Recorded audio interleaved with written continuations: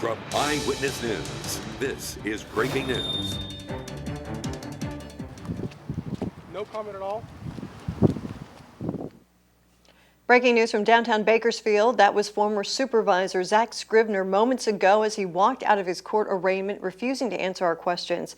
He was formally arraigned on several felony charges, including cruelty to a child. Thanks for joining us here at 5 o'clock. I'm Rochelle Murcia. Michael Patterson is off tonight. Those felonious charges come nearly a year after Scrivner was first accused of sexually assaulting one of his 4 children at his Tehachapi home. Eyewitness News reporter Sullivan Ledvinka was in the courtroom and joins us now live with more on his first appearance before a judge. Solomon. The former Kern County District 2 supervisor stood before a judge for his arraignment on Friday afternoon. Now, he pled not guilty to the 5 felonies, including 3 counts of willful cruelty to a child and 2 counts of possession of an assault rifle that he is being accused of.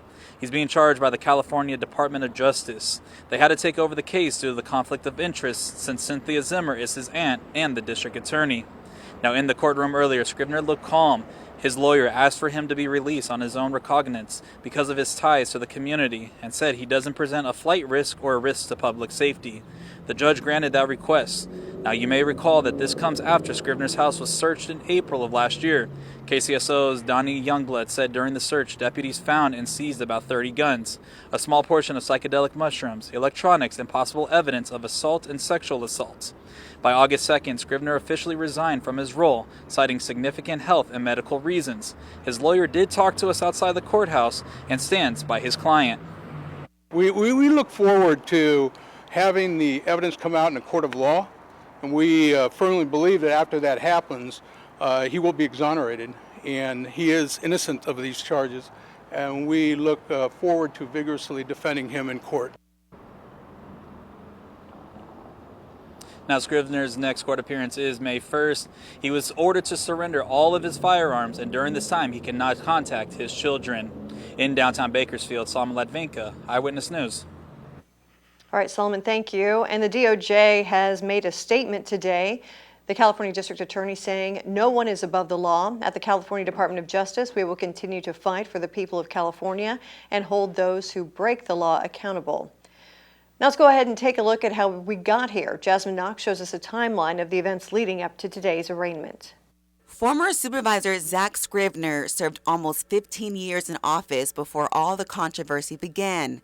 First, his house was searched by the Kern County Sheriff's Office back on April 24th of last year. That day was the start of many questions, including why was a man with a decorated background and a deep-rooted county connection having his house searched? A little over 24 hours later, both the Sheriff Donnie Youngblood and his attorney spoke back-to-back to the media and publicly spoke about the allegations of Scrivner of inappropriately touching one of his children. Sheriff Donnie Youngblood would also reveal that Scrivner's aunt, District Attorney Cynthia Zimmer, called him that night, saying her nephew was having a psychotic episode at his house and was armed with a gun.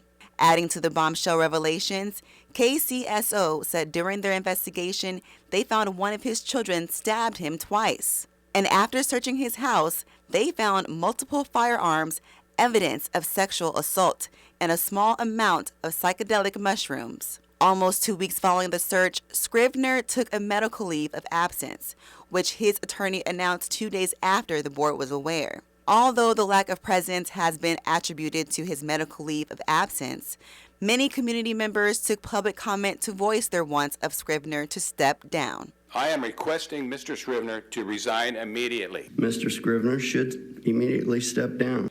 Former Chairman David Couch addressed the public on different occasions, saying he and other board members are doing what they can to overlook Scrivner's district and that they cannot speak in depth on the matter. Scrivner was eventually replaced by former City Councilman Chris Parlier, where he won a special election in November. In Bakersfield, Jasmine Knox, Eyewitness News. Before the news broke about the incident at his home, he was undergoing a divorce. His wife, Christina Scrivner, filed for divorce in late March of that year. She subsequently asked for a restraining order, which was approved by the judge. In the months since, she has requested child support, which Scrivner says he cannot pay because he has no income. The next hearing for that case is March 10th.